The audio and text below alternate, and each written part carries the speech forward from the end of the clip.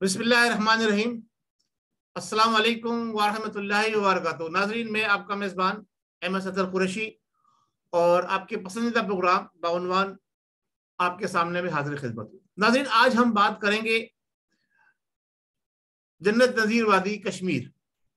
कश्मीर के हवाले से पाकिस्तान 73 साल से कुर्बानियां देता आ रहा है। पाकिस्तान के जवान भी कुर्बानियां दे रहे हैं, पाकिस्तान की अवाम भी कुर्बानियां दे रही है और पाकिस्तान की अवाम के साथ साथ कश्मीरी जवान और उनकी नस्लें कुर्बानियां देती आई हैं सिर्फ इस बात के ऊपर कि हम पाकिस्तान के साथ इल्हाक चाहते हैं। मैं आज़ाद कश्मीर, मजबूदा कश्मीर और वो तमाम कश्मीर का पूरा हिस्सा जो किसी भी हवाले से कश्मीर कहलाता है उस सारे हिस्से की बात कर रहा हूँ। लेकिन अब जो इंकशाफात इस वक्त सामने आए हैं, 73 साल से 74 साल से कश्मीरी पाकिस्तान से और पाकिस्तानी कश्मीरियों के साथ हमदर्दाना सलूक, इखलास, मोहब्बत हमारी हुकूमतें जो कुछ करती आई, भारत वो हुकूमत ने जो किरदार अदा करना था किसी भी हुकूमत ने वो किरदार अदा नहीं किया हमारी माजी की, और उस पर सोने पे सुहागा मौजूदा हुकूमत जो ये कहती थी कि हम कश्मीर को आजाद कराएंगे, उसने वाकई कश्मीर को आजाद करा दिया। और उसके लिए उसका जवाब कौन दे रहा है? मौजूदा हुकूमत के इंतहाई जिम्मेदार शख्स जनाब अहमद जवाद साहब। अब अहमद जवाद साहब का जमीर जाग गया और उन्होंने बताया कि जी मौजूदा हुकूमत ने कश्मीर को इंडिया के सुपुर्द कर दिया, भेज दिया। क्यों जाग गया जनाब जवाद साहब का जमीर? कि जवाद साहब को, अहमद जवाद साहब को पार्टी ने निकाल दिया, उनकी रुकनियत बुनियादी खत्म कर दी। अच्छा, मसला ये हमारे साथ है, पाकिस्तानियों के साथ, जब ये किसी भी ओहदे पर होते हैं, किसी भी चाहे वो जज हो, चाहे वो अदना अदालत का जज हो, चाहे वो आला अदालत का जज हो, चाहे वो पाकिस्तान के किसी अस्करी इदारे का जिम्मेदार हो, चाहे वो हुकूमत, चाहे वो सिविल हुकूमत हो, चाहे अस्करी हुकूमत हो, चाहे वो हुकूमत का जिम्मेदार हो, उनका जमीर, चाहे वो किसी गवर्नमेंट के इदारे का बड़ा अफसर हो, उनका जमीर जब जागता है कि जब उनके हाथ में कुछ नहीं होता, जब कलम उनके हाथ में होता है, जब उनके हाथ में ताकत होती है, जब उनके हाथ में पावर होती है, उस वक्त वो सो रहे होते हैं और जो बुराइयां हो रही होती हैं उन्हें करने देते हैं जो कर रहा होता है बड़े मजे से, कि मेरी सीट जो है वो बची रहे और मैं महफूज रहूं। तो अहमद जवाद साहब ने भी वही किरदार अदा किया। जब पीटीआई से इनको निकाल दिया गया, इनको जूते पड़े, इनको लानतें की गई और हुकूमत ने, पीटीआई की मौजूदा कैबिनेट ने इनको जनाब अली इनकी बुनियादी रुकनीत भी खत्म कर दी। अब ये बता रहे जनाब इमरान खान की हुकूमत में कश्मीर इंडिया का हिस्सा बन गया। ये उनका जवाब है। तो जनाब ये आपका जमीन अब क्यों जागा है? अब चलो देर आमद दुरुस्त आमद भी लोग कहकर जनाब अली ठंडे हो जाते हैं। मैं कहता हूं गलत है।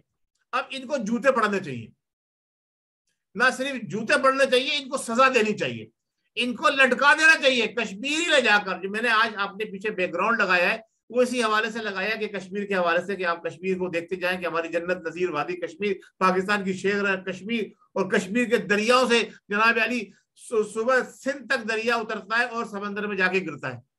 तो ये वो कश्मीर है जिसको कायदे आजम रहमतुल्लाह अलैह बानी पाकिस्तान ये कहेगा कि ये हमारे शेर हक से भी ज्यादा इंपॉर्टेंट है। उसको मौजूदा हुकूमत ने जनाब अली इंडिया के हाथों फरोख्त कर दिया।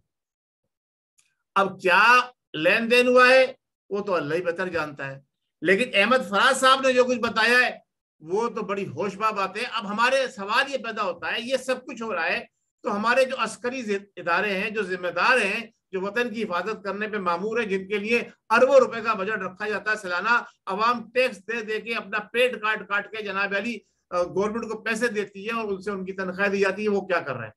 वो क्यों सो रहे हैं? क्यों खामोश है?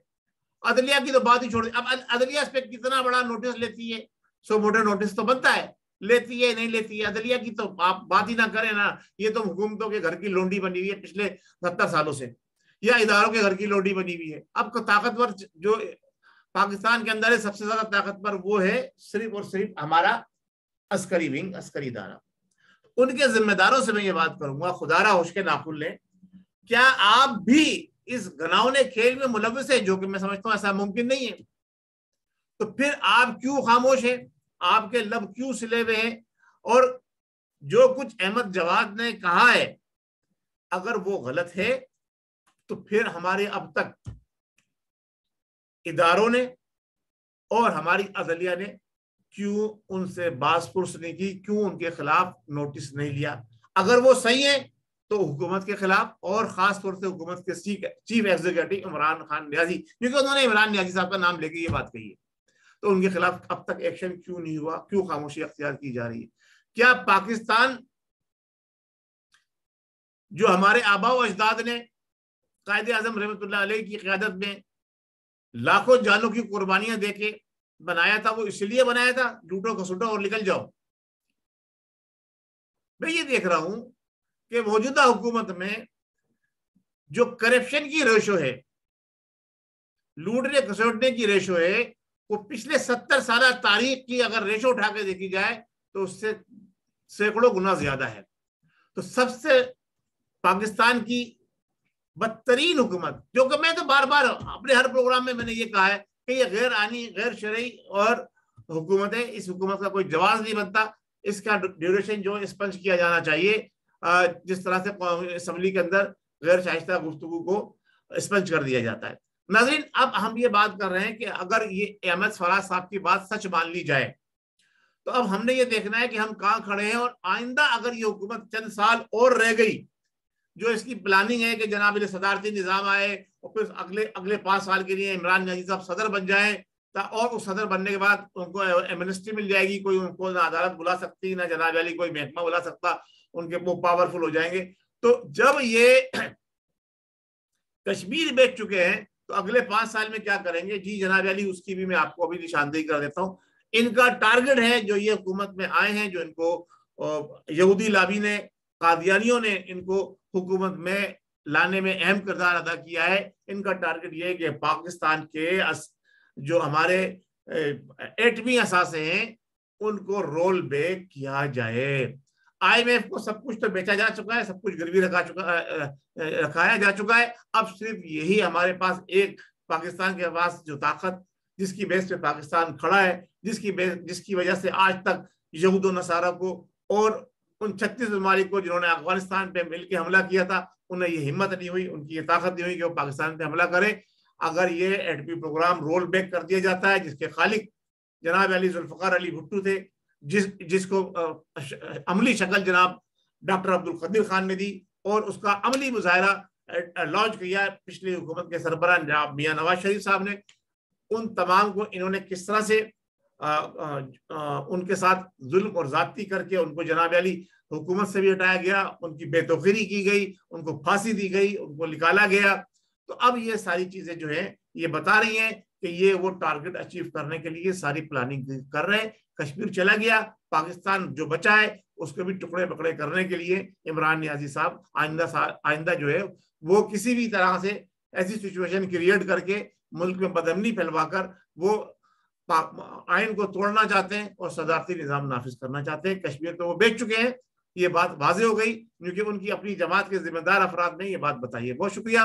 मैं उम्मीद करता हूँ इस प्रोग्राम को आप पसंद भी कर रहे हैं, जैसा कि मैंने देखा है हमारे बहुत अच्छे कमेंट्स मिलते हैं, और आपसे गुजारिश करूंगा कि आप इसको जो है वो हमारे अस्करी जिम्मेदारों इदारों तक पहुँचाने की कोशिश करें, और इस प्रोग्राम को जितने ज़्यादा लोगों में शेयर करेंगे मैं आपका शुक्रगुजार रहूँगा। और आप मेरे चैनल को भी सब्सक्राइब करें। पाकिस्तान जिंदाबाद, पाकिस्तान की कौम को मेरा सलाम।